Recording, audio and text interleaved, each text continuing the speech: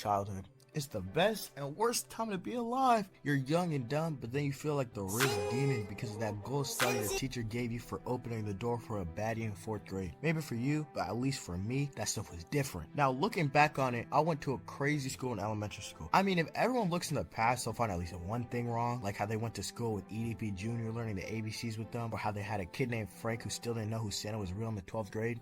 Okay, maybe that's just me, but as I was saying, with my school, it was just built different. I remember in 5th grade there was this kid that I'm gonna call Arthur because A, I'm not trying to get him exposed like he Bill Cosby on a daily streak trying to unlock the max prison prestige, and B, because I'm not trying to have him find me 24/7 like I'm in Osama bin Laden or the Queen's ghost looking for her reboot card. But in 5th grade there was this one kid that had anger issues to the max. Like if he didn't get the school chocolate milk that 50% of the time looked like Walter White's disabled cousin's dump in the toilet at exactly the heat of 4 hair dries and 2 apples, the lockers are gonna look like a fat kid did the hokey pokey in the hallway too hard and went rolling in the hallways at the speed of 3.5 Tom and Jerry mice and went all off with the light scare raised bonus effect. That was basically a normal Tuesday with him because on Mondays he went Super Saiyan in the school bathrooms for some reason. But I remember this one time he got a school lunch and the sandwich must have had to have one too many grains of wheat that day because when he came back to class he grabbed the desk he sat at and threw it like he was the Hulk mixed with Tom Brady mixed with a trans dude who just got mixed gendered, and it almost hit a double trouble 360 and hit the teachers. To be fair, there was 100% something wrong in his head if it wasn't all that anime he was watching, but I don't feel bad because that was a murder attempt in my life. But to be fair, I can't even hate him because as a kid I was a menace. I mean, it's better than being emo or being this. I mean, what is this disappointment? But as I was saying before I became illegally blind, was that I was the menace of menaces. Like I wouldn't go around biting kids' ears because I thought it was gummy bears, or make the teacher regret her life choices and wish she took the offer to be in the circus when she was 12 years old because she could do a backflip 3 times on a tiger's back, or because she looked like an elephant because she was a big buddy. But I would mess with people's minds. I know you're saying I sound like that one guy in your 6th grade class who swore he was Wednesday from Walmart that smelled like booty cheeks on the street, but I swear that wasn't me. I had this one friend I'd hang out with, I'll call him X, like the body spray, because he always smelled like he was swimming in trash cans for some cat treats because he was all wearing them dog ears that them insoles would be wearing to be different. But I remember that there was an area with a bunch of stores and we'd go trolling in there like every day of the summer. I remember one time we had went to Starbucks because we were feeling ourselves too much, pause, and so we each called each other on our phones and said that we had to say what the other person was saying on the other side. At first it wasn't crazy, we was just saying something like my balls itch or something. But I remember before it was my turn to go, he told me that my stuff was gonna be something crazy. I was like, bet, do your worst, thinking you're not gonna do much, and I walk in and I'm about to sit down. He starts telling me to talk about how I was taking a dump in my pants and how it was tasting a little good. I'm thinking, nah, you drinking I'm still gonna do it because I'm not gonna chicken out. And then he told me to start pretending I'm pooping my pants again. So I say it's liquid this time and run to the store. Let's just say those people drinking those chocolate lattes got a little bit disgusted when I ran out. It's fun to think about now, but if that happened to me when I'm at Starbucks minding my business, I might start to think those Ohio jokes are facts because I would be thinking this is not real life and I'm living in Elon Musk's simulations where Kanye West is president and I'm dating Pete Davidson. I wasn't a weird kid, but sometimes I was doing some questionable things. Besides licking my door handle to come to my house, I was one of those kids making science experiments in the cafeteria. It doesn't matter what it is, a taco, an expired Dr. Pepper I got from the other side of the cafeteria when the lunch lady said I couldn't eat it no more, I was devouring that like I didn't get food at home. To be fair, you can't even call the food they gave us food since it was free, but if it's not gonna move, I'm gonna eat it. That's pretty much all I have to say for this video, but I'll leave a word of wisdom for the kids. Don't bite your dog. I'm telling you, it's not worth it.